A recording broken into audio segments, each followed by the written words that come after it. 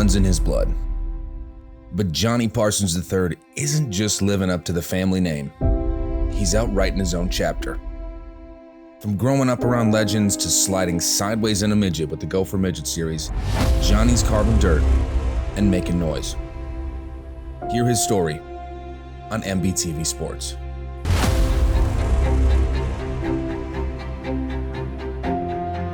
Welcome everybody to another rendition of a driver interview here on MBTV Sports.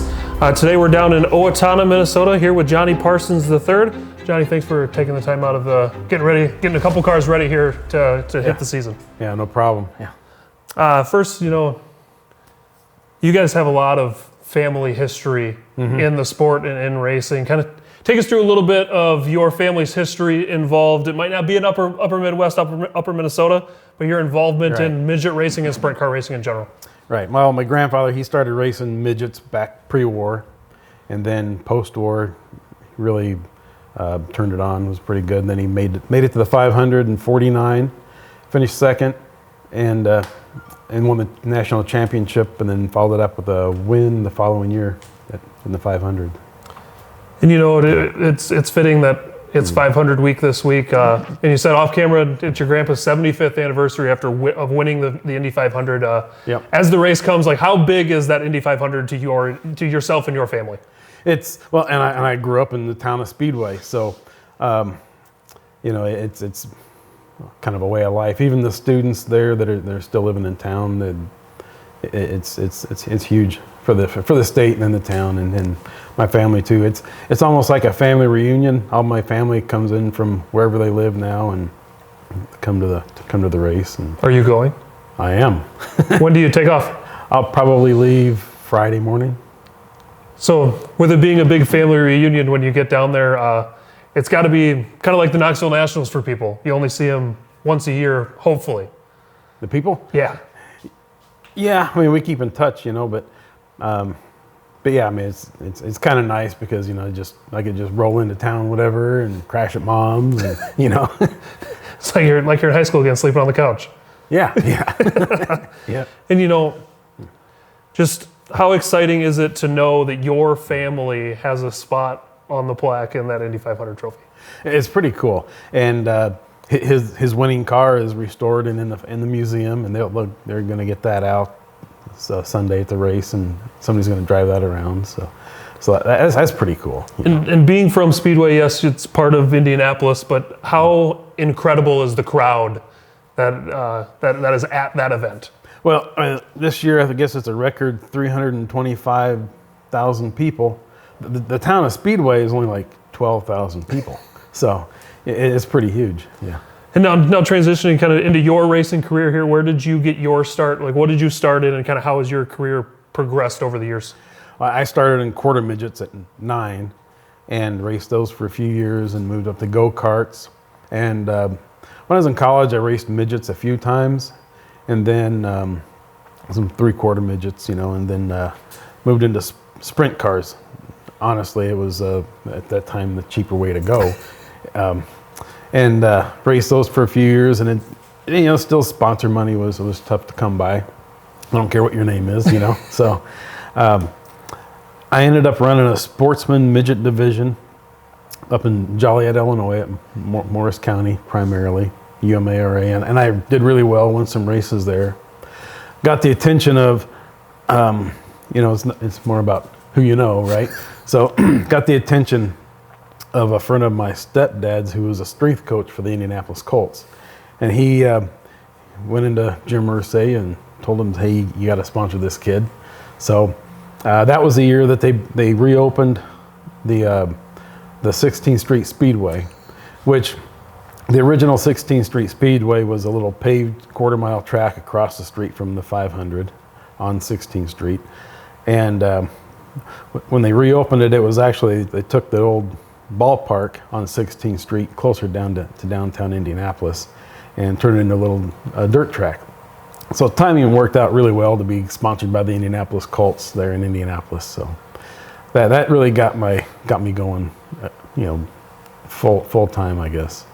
And your full-time career does kind of take off from that.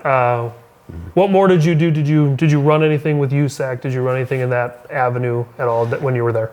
Yeah, I mean, that was a USAC, sanctioned event. Those were kind of regional. And that's really primarily what I did until, it just got to the point where even I couldn't keep up with the costs. And I got a job offer in Minnesota, and thought I'll try this for a couple of years, and got married, and I'm still here 25 years later. Yeah. So.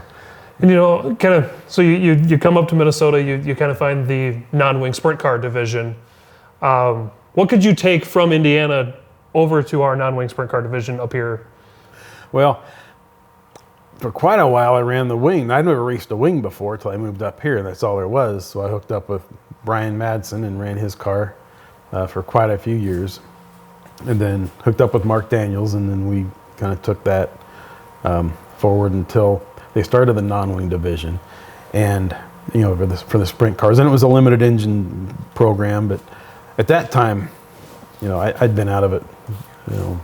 I was already getting up there in age anyway when they started that. But it was really the formula really worked out well for people to getting started in racing, to move up or coming back down, or just didn't have the funds to go do it seriously.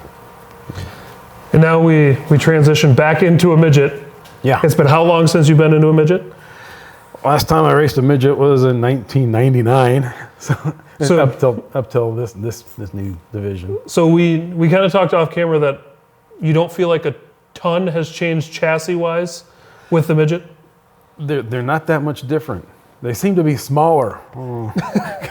But other than that, I've got the Badger motor, and it's similar horsepower to what I had back in the day, but there's a lot more electronics involved in it now than back then. So that part of it's changed, but they're fun cars. They're a blast. I mean, it's just like strapping on a car and going. It's just they react so quick. It's almost like being at home again. Yeah. And you get to go out and race these, at least most Wednesdays, out at Thunder Hill. Mm-hmm. How nice is it to have MBTV Sports doing all of these races so you can go back and watch? And are you a guy that watches races and kind of takes notes on how things have gone? Yeah. When I can, I do that. Yeah. The Wednesdays are pretty tough because I'm about 130 miles away from the track. So, but we'll do what we can. No, and especially with development too. Mm-hmm. What can these midgets kind of help drivers develop into, possibly, if they want to try and make this go a little bit farther? Well, I mean, I know you're tying it into the rules of like the Chili Bowl, and so that'll help hopefully cross-pollinate both classes. But really, a midget, I think, for what I've seen, the USAC guys coming up and going on to sprint cars, I think they're a better training ground for a wing sprint car than like say the 305 class. I think they react similar to a wing car, plus the horsepower to weight ratio is there, and the reaction time it takes in a midget is, it's incredible. And I think that compares more to the 410 wings than a 305 wing car. What sort of expectations do you have for yourself and your car when you hit the track every time? I don't know. So far, it's been a slow start to the series, but you've got some pretty good, some heavy hitters coming with, I'm racing against kids my grandson's age, so that's a little different, and we are a little bit underpowered, but I don't think that'll be too big of a deal. So we'll just have to see how it works out, because it was a blast being out there, but I think you've got some guys coming up here that may raise the bar. And you've said it multiple times, it takes a village to put this car on the track. Or what are some of these sponsors on this car and the big car that get you there? Right now, Mike Madsen, he owns a trucking company. He owns the car, and it's pretty much him. I do get Clayton Dushek with the dirt show here on KOWZ-FM. He helps me out when he can with the fuel behind me, and some other things like that. He's really come through for in the past, so that's always been a help. Where can we see you race if it's not Wednesday nights in this? Where can we see Johnny Parsons on the track this year? I'll be following the UMSS, the non-wing class, and their high roller division, and then the midgets. Ladies and gentlemen, Johnny Parsons III, an incredible family story behind him, and a great season here to come for him. Thanks everybody for tuning in to MBTV Sports with Johnny Parsons. I'm Colin Lloyd.